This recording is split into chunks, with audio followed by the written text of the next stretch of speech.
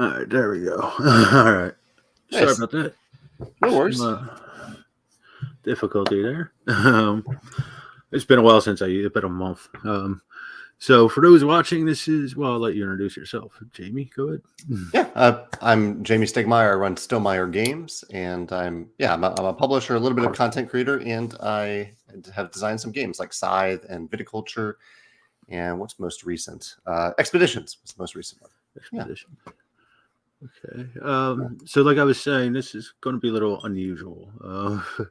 I actually borrowed this off of a comedy podcast I listen to called Are You Garbage? It's a bunch of comedians from the Philly area who's up in New York now. But so there'll be a little bit off the wall questions. And if you're uncomfortable with one, just tell me to piss off. Yeah. So the first one is, which game do you think is more overrated? Is it Scythe or I'm sorry, is it Wingcraft? Or sorry, Wingspan or Wormspan? Which one is more overrated? Yes. Again, you don't have to answer this. I'm messing with you. I don't know. I'm of the opinion that people rate games based on what they like and what they dislike, and so I don't know. Yeah, that's a. This is going to be interesting, isn't it? Yeah, because I don't really have a good answer for that. I haven't played. Well, I played Wingspan, but I can't really count that. They were teaching me from the expansion without teaching me the base game, so I kind of picked up on the base game as it's going along. So it was a bad experience. I never played Wormspan, but that was just a shocker one to get you jumpy. All right. All right, so if you're having a game night, what kind of snacks, accoutrements are you going to have? Usually chocolate. I'm hosting game night tonight, actually, and so we'll have some chocolate. We'll have a little ice cream, and usually we have some drinks in the fridge too. Yeah. Yeah. What about you?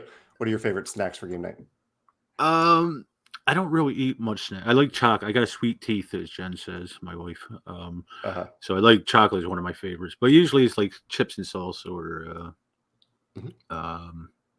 we make Jen makes this bread knot thing, garlic stuff. Yeah.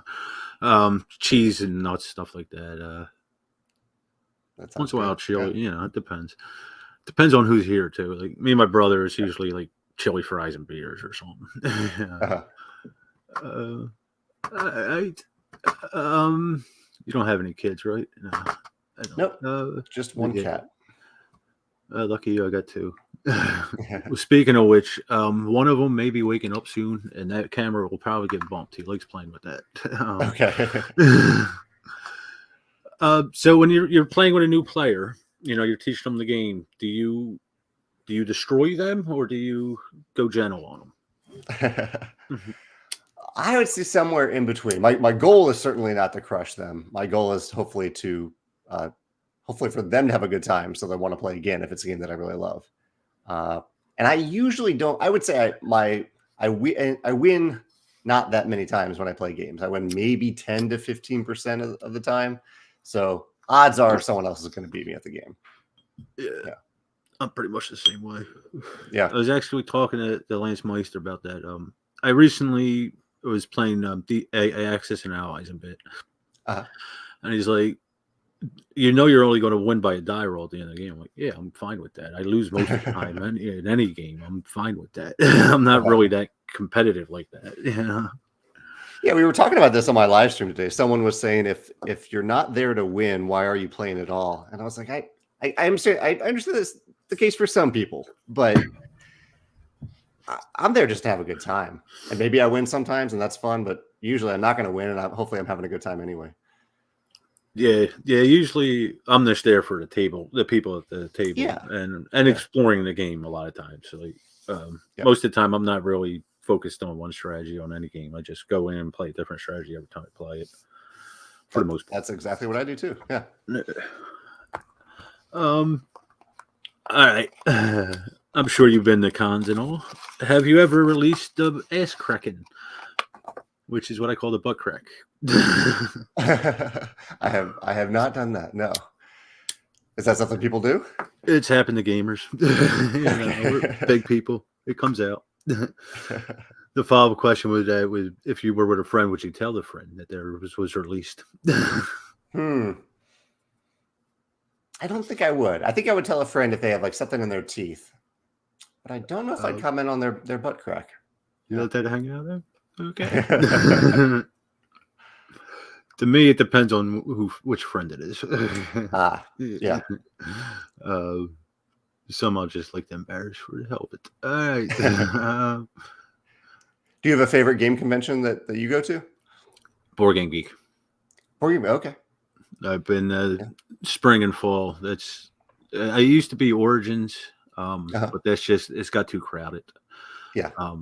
I never had any intention or desire to go to Gen Con. That's just way too many people for me. I'm not a big crowd person. Yeah. But I've been to a couple around here. But Board Game Geek, I've been to spring and fall, and spring's more relaxed and fall's more of a spectacle. Not as much as like Gen Con and all, but it's more for like content creators running around and stuff like that. Their spring's a little more laid back. So I think spring is actually my favorite out of the two. Nice. I haven't been out to like the one by you in the Gateway to the West, Geekway to the West. I haven't been to the West. One. Yeah.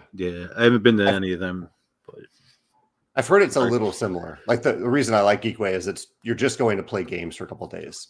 You don't have to sign up for events or anything. You just sit down with a game and find someone to play it with, or they'll wander by and you'll bring them into the game, and it's really casual like that. Is that a little bit like what Board Game Geek is like? Yeah. Scott brings the library every year, which is thousands and thousands of games. I mean, literally, it's two or four truckloads. He was saying. Oh wow! You know, I forget exactly. I seen the building. I was in Board Game Geek building, and it's in a room probably about half the size of my house. Wow, that's incredible. And it's 24 hours for the most part. Like he locks off like where the people selling stuff are, but the rest of the area is pretty much open 24 hours. Nice. And there's people down there all the time. I know I'm up and down on my back. I'm in and out all the time, walking around. You know, but that was my. What's favorite. The latest that you've stayed up playing games there? I'm a night owl to begin with, so it was probably about 3 or 4 in the morning. Yeah. Wow. Scott usually knocked off about 1 or 2-ish, depending, on how he felt. But the both of us are, a little messed up with the health stuff, so getting around was exhausting a bit. Yeah. But I was talking maybe next year I'll go down. It'll be the 25th year of Board Game Geek next year. So. Oh, awesome! Wow. Maybe I'll go down again. I'd like to go to back to the fall one. It's been about 4 or 5 years since I've been to the fall one. I went to spring last year, but unfortunately, they used to. I'm sorry. It's in Dallas. It's in Dallas. Okay, not Austin. Yeah. They used to have the Spiel des Jahres guys come down. That's what happened in the spring, and that was a pretty fun time. Not like getting to teach a game by a guy from the Spiel des Jahres committee. Yeah, that's pretty cool. Yeah. What's your favorite con? I went to Gen Con for a few years, but similar to what you said, I'm not one for giant crowds either. And so I gave Geekway a try and really, really liked it because it's still a few thousand people in a few rooms, which is a lot of people, but they space things out really well, and I could just focus on the game that I'm at the table where I am and play the game. So yeah, Geekway, and it happens to be really convenient here in St. Louis. I know there are some other conventions like that. I need to travel a little bit more and go to some of those as well. But I can come home at night and go over there in the morning. So Geekway is currently my favorite there, but there are probably some others out there that are similar that I would love just as much if I travel a little bit more.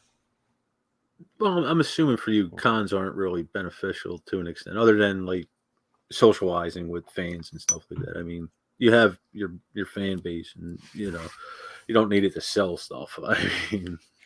Right. Yeah, that's not a big part of our marketing strategy, although we do have someone now who is focused a little bit more on that than we were in the past. But you're right. For me personally, it's just about hanging out with people who maybe know me, maybe don't know me. I don't care. I'm happy to play a game with anybody, and ideally learning some games that I wouldn't have otherwise learned, which I get to do a lot of that at Geekway.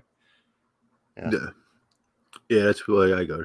That's all I do is play games. My wife gets sick of it. Well, I got to stop to feed her, but yeah. All right. Have you ever flipped a board while playing a game? Ever got so upset you flipped a board? As an adult, I definitely haven't. As a younger person, I can't remember a specific instance, but I'm sure I had some moments that were not my best moments as a kid playing certain games. Yeah. I haven't as an adult. I've seen an adult do it, but I have not. He was my brother came close once with that Exits and Allies game, actually. Oh, really? That was a nightmare. I should have known better. He was he doesn't play much board games in general. We played Risk when he was in the Army. I was a teenager, so he's like in his early 20s for a bit. So I figured, this is the next step up. But he couldn't see the board first off. He forgot his glasses. He just refuses to admit he needs glasses to read. So I'm out there with one of these lights in the living room so we could see. Yeah. And then it was overwhelming for him. I gave him the access side, so he only had 2 factions, but it was just he couldn't grasp overall what to do. He was just so lost on overwhelmed on everything that he couldn't focus on one thing. Yeah. So I know better for next time.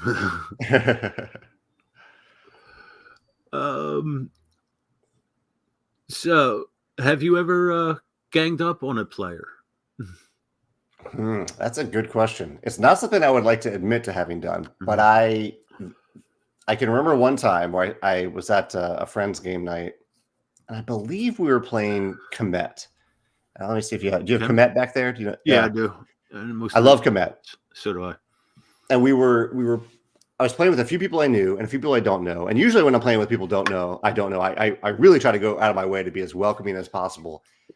And I can't remember why, but there was someone who was just being really, really annoying in a way that I was not appreciating. Not to me in particular, but to some other people at the table. And so I kind of just decided I'm going to go after this person in this game in the context of the game, not above the table. Yeah. And hopefully I didn't ruin his night. I mean, I don't even remember if I won or not, but I'm not like that. Usually I'm not going to target this specific person, but in that particular game I was. And at least Kemet is the type of game where you can kind of do that without ruining someone's experience, because it's a game about very quickly attacking other players. Yeah. So yeah, that was a while ago. Yeah, I normally don't. Me and my wife have this thing with Carcassonne, but other than that, normally I won't attack her. She normally goes after me with that. Where you know how you could like link up and take control of it. She tends to do that to me a lot. And the one time I was just like, "You do this, I'm going to destroy you this game." That's I know you're thinking about it. But yeah, normally, usually I don't gang up on people. Again, depending on the game. Game of Thrones, there was, you have to sometimes, stuff like that. But normally I won't intentionally. Right. I would say, like, if ganging up on someone because the game strategy it matters to the game strategy, I would say is a separate thing than saying, I'm annoyed by this person, I'm going to go after them, which is what I did. Not the best thing to do, but yeah, it happened. It's funny, like I said, I don't do it, but I see it a lot, like at conventions, especially with guys who are friends or girls, or friends. I see when I was playing with the Secret Cabal guys up there a lot. Jamey and Chris would go at it, and so would Tony, or not to Brian. It was a weird dynamic, but they were friends, since they were kids. Right. Yeah, you kind of often know who can handle that and whose night you're going to ruin, and I try not to ruin anyone's night. But if someone's in the mood for that, like especially if they want to go back and forth with you, let's go for it. Well, we're on the friend thing. Have you ever played with a group of friends and say one went to the bathroom or something? Have you ever moved one of their pieces to mess with them? I'm sure I have. Not permanently, but maybe just to see if they noticed. Messing with them. Yeah. Yeah, I do that quite often to Jen. She's I'm teaching games to new people, so if I do that to like my brother or other friends, it'll just mess them up too much. But her, Right. she, yeah. All right. Yeah. What was the mechanic that got you into the hobby? Well, I have two. Like I got into the hobby as a kid, but didn't realize there was a hobby to get into. I just liked games. And then, so as an adult, when I returned to it, I kind of returned it into, I would say what was the first game that I really played?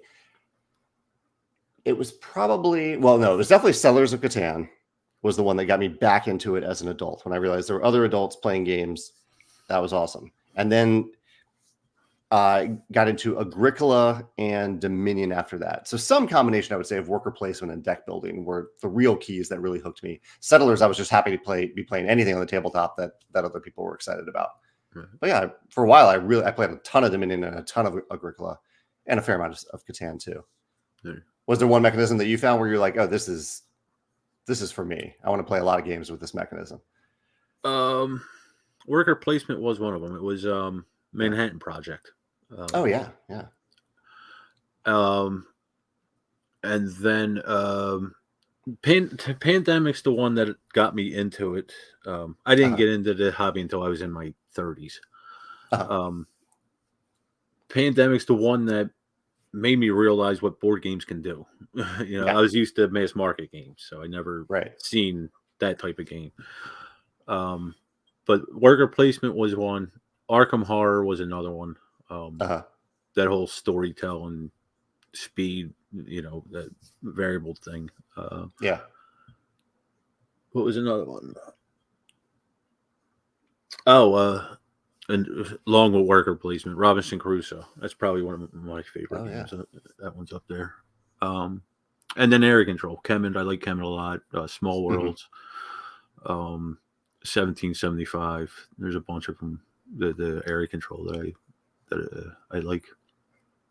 Nice. But my mood changes. I go from thematic games to Euro games, back and forth constantly. Yeah. So what was the first game that got you? You said Catan. What was the one that locked you in? Was it Catan? I don't know if Catan locked me. I did enjoy playing it for a long time. I mean, Agricola and Dominion were like the gateways to me, and then I got into Stone Age, Fresco. What else was around that time? Oh, Libertalia. Actually, Libertalia was a great one because that was one early on that I played where I was like, oh, this is so different than anything that I've played, but I love what's happening here. And we later on had the good fortune to publish our own edition of it. Oh, yeah. That was a good dream come true. Yeah. Yeah. So I got a 30-second rule. So if a player's taking their time on a game, how do you handle that? On their turn. So you have a 30-second rule. So if they've taken more than 30 seconds, how do you cracking the head? What if they're a complete stranger? You're playing with them for the first time. I warn them ahead of time.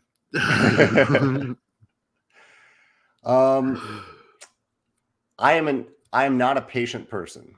I try to be as patient as possible when we're playing games because I know people take some turns longer, some turns shorter. I don't know. For me, I try to wait a little bit longer than 30 seconds. But if someone's really taking their time, usually I'll try to make a little joke about it if they're doing it consistently. Hopefully not a joke at their expense, but just kind of a little to remind them that maybe they could pick it up a little bit. It's a tough thing to navigate because I don't want to ruin anyone's experience at the table, but if they're consistently not planning ahead for their turn when they could be a little bit out of consideration for everyone else at the table, that does get on my nerves a little bit, and or maybe I just take my turn faster and try to speed things up that way. Yeah, I exaggerate a little bit. Well, depending on the player, I exaggerate a little bit there, but it depends. If they have a phone at the table and they're on that, it drives me nuts. Then I'm not as nice, but If someone's playing around on their phone, that can get to me too. Hmm. I brought that up recently on my live cast. I got a phone call. Yeah. We have a call Sorry in? about that. Nah, No. just doctor stuff. But Yeah, yeah, it's just doctors. I talked about that on the live cast recently, and someone brought up a fair point that I hadn't thought about. And when I say playing on the phone, I really mean playing around on your phone. And this person mentioned that there are rare circumstances where someone has to look at their phone for an emergency, a medical reason. Yeah. I totally get that. Totally understand that. But if they're just fiddling around on the phone and that's making them take longer, that's a little different to me. Yeah. What made you get into designing? Was it viticulture your first one, or? Viticulture was the first one that I tried to publish. I've been designing games for fun since I was a kid, but I don't remember if I still. It's been something that I've always drawn to do. And then Kickstarter started to become a thing. And I was like, this seems exciting. I'll try to design a game specifically to put on Kickstarter. And that was Viticulture. Yeah. Oh, cool. Have you played it? Yeah, I don't have it anymore. I used to. My collection's shrinking. There's certain games I know won't get to the table. Yeah. Like right now, I'm thinking about, as we were talking about, Game of Thrones, that maybe once every 3 years it'll get to the table. Yeah. So I'm down to about 200. I'm trying to get down to less than that. Yeah. That's actually why I'm making videos now. Is just to go through the games to see what I'm going to keep and what I'm going to get rid of. Yeah, I can relate to that too. Yeah, usually if I haven't played a game in about a year, I consider giving it away, even just to maybe a friend. Maybe it's still nearby, but yeah. I do have Euphoria. That's actually why I contacted you. I actually started a video on that, but I had some audio issues with not only that, a couple other ones. And I got Scythe down there, and there's a couple other ones. I just can't remember them offhand. Yeah, I do enjoy it. I got into it after you got off of Kickstarter. I don't do Kickstarter. Yeah. I've had issues with it in the past, and I had some health issues. So there's a 5-year gap in the hobby with me. And when I came back, I really didn't like what I saw on Kickstarter. Just the practices and all that. Yeah. We moved away from it ourselves. Yeah. I think our last one was Scythe in 2015. Yeah, I think it was. That's actually the last Kickstarter I backed. Oh, really? Oh, okay. Yeah, I'm pretty sure it was either 15 or 16. It was one of them. Yeah. And then, like I said, the health issues started. But I do enjoy your games for the most part. Everyone I played, I have enjoyed. Not all of them have been for me, but I have enjoyed them. Yeah. Yeah. That's all I can ask for. I appreciate you trying them. Yeah. Yeah. What was your decision to get off of Kickstarter? I'm sure you went through this before, but yeah, it was a variety of factors at the time. What was one of the reasons? I mean, well, the most relevant answer to that is really why we haven't gone back to it at this point, which is I have found that I much more enjoy making a game that we really believe in and investing, time and energy and love into it and just making it and then announcing it and being able to sell and ship it to people within a few weeks rather than asking them to wait a year or years before getting the game that they've already bought. And that I totally understand why new creators do it and why creators do it. There are many reasons to do it, but I feel like that we can serve our customers better by doing it the way that we do it now. So whenever I think about Kickstarter, whenever even I get excited about one, because I still do back Kickstarters from time to time, I come back to that where I'm like, why would I ask someone to wait a year or 2 years to play something that I've already made when I could just make it and give it to them in a few weeks? Yeah. Yeah, it actually surprised. I see some of these flip. Like you got off Kickstarter. I see some of the bigger ones go on Kickstarter. It's weird. Yeah. I understand the bigger ones are just using it as like ad campaigns basically, but it's good marketing. Yeah. I get that. Yeah, it is, but I'm with you. I'd rather have a game within a couple of weeks or something than wait a year or two or ever in some cases. Yeah. All right, so I know you want to get out of here. Oh, that was for somebody else. I'm not going to ask that. What designers heavily influenced you as a designer? Well, early on, Uwe Rosenberg definitely did, and still does. I should know the designers by heart, but Terra Mystica has influenced me in many, many different ways. Yeah. But I don't know the designers off the top of my head. I love seeing what Keith does at Thunderworks Games. What both as a designer and as a publisher. Ryan at Red Raven Games, I really like what he does, and Shem at Garphill Games. He does some really cool, innovative things with including worker placement stuff. I'm always at least paying attention to what they do to see what they're cooking up. And you mentioned some more thematic games earlier. I love seeing what Rob Dabbio does. I don't play every game that he makes, but he's just a really creative guy. Yeah. Yeah, I was actually just looking at Seafall, which is one of his that bombed. I was thinking about it. I never opened it up. It's one I just didn't get to. I have a problem with the campaign games like that. Just getting back to the table. All right. Have you ever? You don't go to cons, never mind. Sorry. So you said you did Kickstarter. How do you prefer to buy your games online or at retail store, brick and mortar, or? It's a mix of a few different. Sometimes I'll buy. Sometimes I'll back it on crowdfunding. Sometimes I'll buy directly from the publisher. We have a local store not far from us that I'll buy.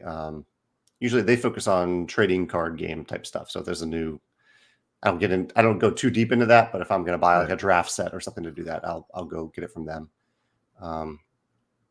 Those are probably the main combination. Those three. Yeah. Do you have a local store that you prefer, or what? Yeah, I do. We got one. I live outside of the University of Delaware. There's a store up by there.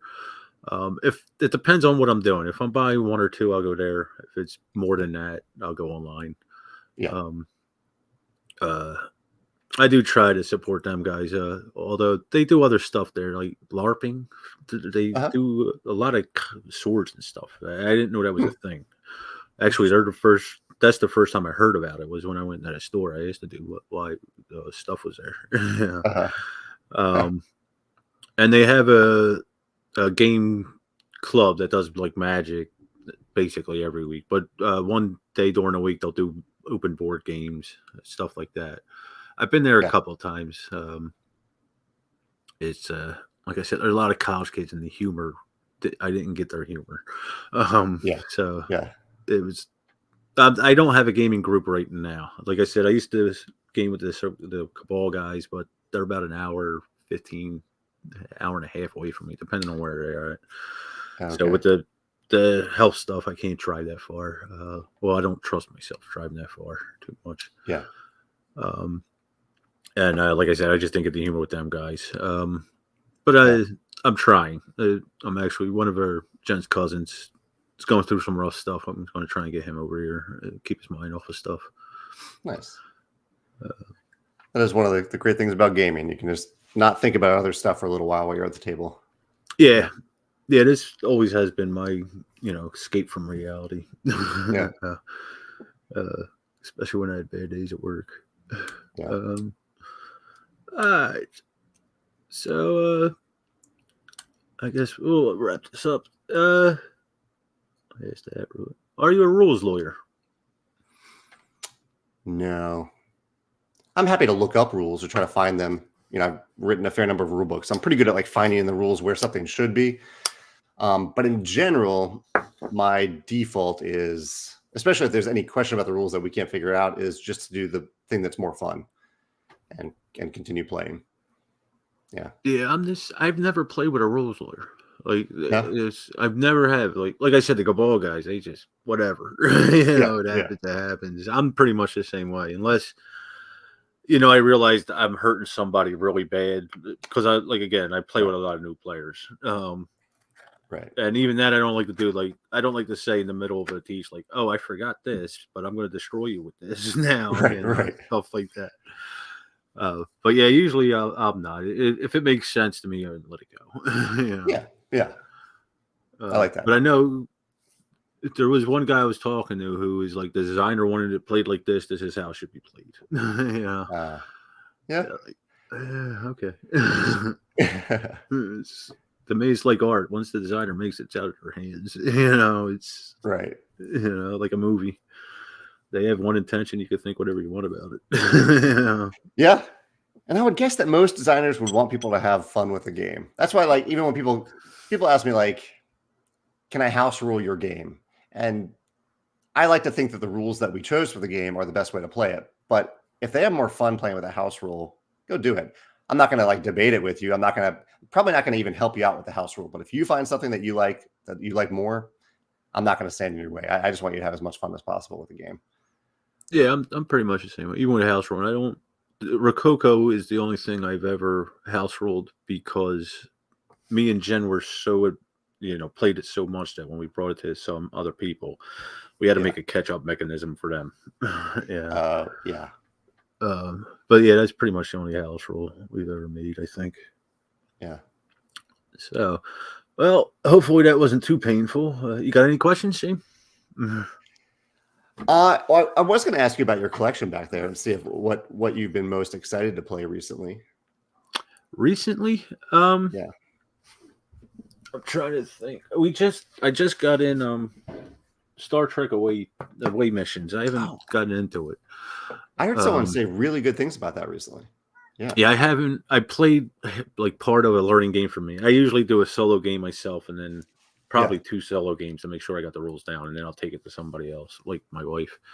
But I only played a part of a game, then Beaker came up and knocked everything down. So far, it seems interesting. I'm still like I haven't read all the cards and what they do and all that stuff yet. Well, let me know what you think of it if you play it. Yeah. Yeah. That's soon. Like I said, I'm going to get back to Euphoria. I filmed when I film stuff. I normally do the rules first, and then I'll go back and edit that to make sure I got that right, and then play the game. But like when I was doing the rules, my power supply was sending feedback through the audio, and so I had to get a new power supply. I went through that Euphoria, the Adventures of Robin Hood, part of that. And part of Access and Allies before I realized that noise wasn't going away in post. Okay. That's too bad. Yeah, that's probably next with the expansion, the Euphoria. Cool. And then I got to play that again a few months ago. Yeah. Did you? Yeah. What did you think of it after going back to it after a few years? Yeah, it had been a little while. We played a 3-player game. And I had a lot of fun with it. The end does come a little bit sudden in the game. Like there's nothing that you can do at a certain point to stop someone from ending the game, and it ends rather abruptly. So I kind of like what I did a little bit better in Scythe with the end of the game, where you end the game, but that isn't the final score. But we still had fun with it. Yeah. So what are you excited to try in the future? Well, tonight is game night, and a friend is bringing over Dune Imperium Uprising, the newer version of Dune Imperium. I love the original, and I've played this one once and want to play it again. So I'm excited about that. Have you played Uprising? No, I played the original. Yeah, but I haven't played the Uprising yet. Yeah, I did enjoy the original. Yeah, that's one that combines. I mentioned Dominion and Agricola earlier, worker placement, deck building, get them both in Dune Imperium. So I'm happy with that. Have fun. Anything you want to promote, or not that anybody's watching this, but I mean, we released Wormspan recently. You mentioned that earlier, so I'm excited about that. On that one. But nothing else. I was just happy to talk to somebody new. It was very nice to meet you today. Yeah, well, we talked before. I had more hair and less, or less hair and more gut, but we talked on the album a few times. That's with right. Lance. Yes. Yeah. That was one of the longest podcast chats I've ever been on. I didn't know that I could leave. I tried to warn you. Yeah. I didn't remember that you were on there. Yeah. That was when it was like during the Viticulture Euphoria, and he invited me on, which was awesome. Lance. But it was like into 2 hours. I was like, oh, they're just going to keep on talking. They're not going to stop. Yeah, It's yeah. It's more just us hanging around bullshitting, me, Lance, yeah. Scott, and yeah. But yeah, I try every new person who goes on. I try to tell them that, and I don't think a lot of them believe me. And I say talk when you can because Lance won't shut up, and it's going to go. It's been down to like 4.5 hours lately, but That's still a long time. I love to talk about games though, so I get why you want to sit there and just talk about games and play around with each other. Yeah, yeah, that's cool. yeah. It's like I said, people are passionate. Scott's one of them. I think there's Beaker. I think Scott's one of the people who are really passionate about the hobby, like you and Berkey, Barry Dublay. Yeah. There's a few people who are on the album that I think are bad. Not Lance himself, but the rest of the guys. Yeah. Lance is kind of beaten up by the job. Oh, that's too bad. Does he not play games anymore, or just not talk about them? He's doing a lot of play testing, and then Okay.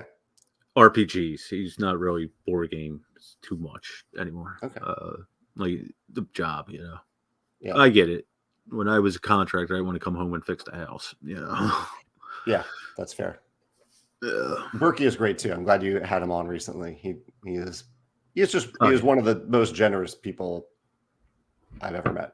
Or I haven't even met him. I've only talked to him online, but he sends me some spices every now and then, and they're amazing spices, and he just does it Happy because Mouth. he likes it. Yeah. Yeah.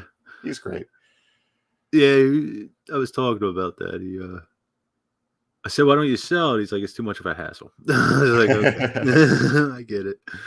Yeah, I do enjoy Perky. He's a good guy. Yeah. So, well, thank you, Barry. Thank you. Yeah.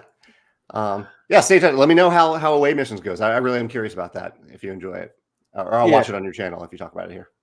I'm sure it'll go up because after I play them, I got to film them before I forget them. Weed is my medication for my back and all that, so my memory's not great. Yeah.